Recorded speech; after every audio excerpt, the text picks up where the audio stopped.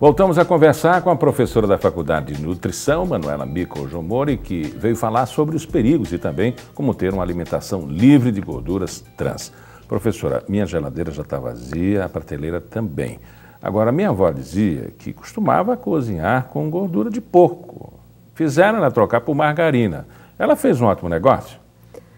Bom, aí vai depender da quantidade, né? Mas, como eu estava falando no outro bloco, a margarina, se ela tiver a gordura vegetal hidrogenada, ela vai ter gordura trans, que é um pouco pior, digamos assim, do que a fonte de gordura da gordura de porco, que é a gordura animal, que tem gordura saturada, né? Faz mal também se eu consumir em excesso, mas como eu disse, a gordura trans, diferente da gordura que tem na gordura animal, ela, além de aumentar o mau colesterol, ela reduz o bom colesterol. Né? Então, ela vai estar praticamente trocando 6 por meia dúzia e correndo o risco e ainda de reduzir o bom colesterol. Mas a vizinha dela disse que a manteiga era melhor do que a margarina. A manteiga dá na mesma que a banha de porco, né? Ela é uma gordura de fonte animal, né? Ela é um derivado do leite, ela tem muita gordura saturada, mas ela não vai ter quase nada de gordura trans, né? Que o grande problema é a gordura trans que se acumula no organismo. Se a gente consumir manteiga e banha de porco em pequenas quantidades, não vai fazer tão mal, né? Mas se eu consumir pequeninas quantidades de margarina que tem a gordura vegetal, aí vai trazer grandes malefícios. Existe um limite técnico para o ser humano? Isso depende de quê? Do peso, da idade? Para a gordura trans não existe limite, não existe nenhuma recomendação que o mínimo não vai causar nada, porque todos os estudos têm demonstrado grande relação, né, de qualquer quantidade de consumo de gordura trans com esse tipo de problema, né, principalmente esse problema do colesterol. Então, não foi estabelecido pela Organização Mundial de Saúde nenhum limite, né, e só tem aquele limite que eu falei, né, da rotulagem, mas que não é o limite que não vai fazer mal, é o limite que os rótulos podem permitir um arredondamento a zero, né, então a gente não tem limite assim que a gente possa consumir, na verdade não pode consumir nenhuma fonte de gordura trans. Uma vez instalado, né, o médico cardiologista recomenda, faça caminhadas. Será que caminhar vai tirar a gordura trans? É muito difícil, né? Porque o nosso organismo, ele não reconhece. Se for essa gordura transformada artificialmente, né, por aquele processo que eu falei no início, que transforma um óleo líquido em gordura sólida, essa transformação, né, ela faz uma mudança química no óleo, né, transformando uma gordura sólida. Quando a gente ingere, as nossas membranas, né, celulares não reconhecem, né? Ela meio que age, como é que eu posso dizer? Ela se camufla na membrana celular, né, fingindo ser uma coisa, a célula aceita aquilo e depois ela fica lá como se fosse uma coisa e não é, como se fosse protetor da célula e não é. Então ela impede, né, que a célula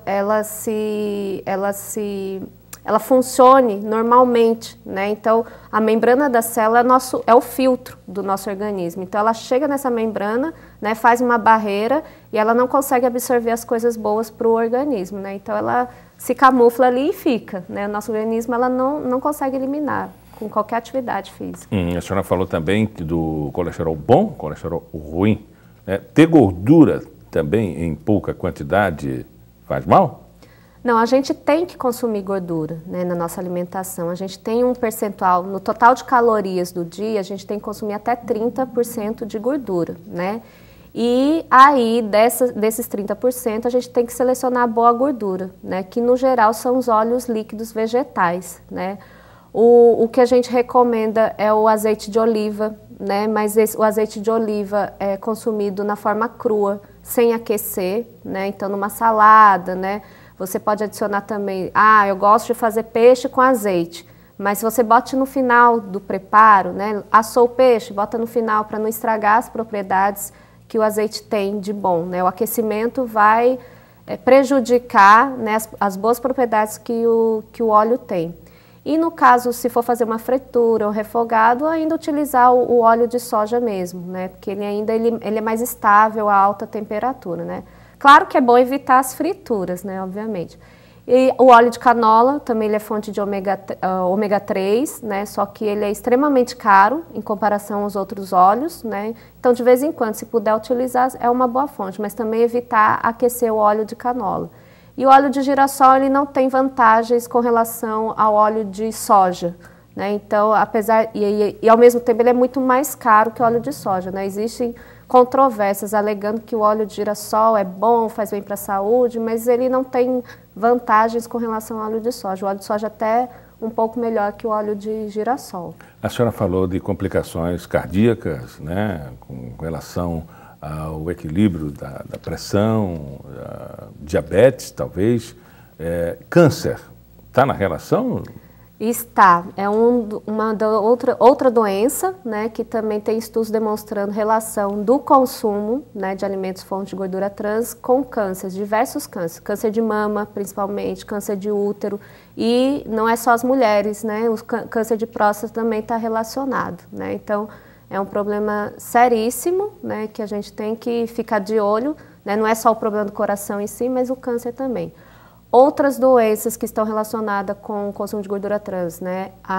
O diabetes, né? O diabetes também, porque ele leva uma resistência à insulina e, consequentemente, a elevação do açúcar no sangue. A obesidade, né? Como eu já falei, principalmente na região abdominal. E as consequências todas dessas doenças, né? Por exemplo, a obesidade, ela pode gerar depressão, né? Ela pode gerar doenças articulares, né, e dentre outras doenças. Então, uma coisa vai levando a outra.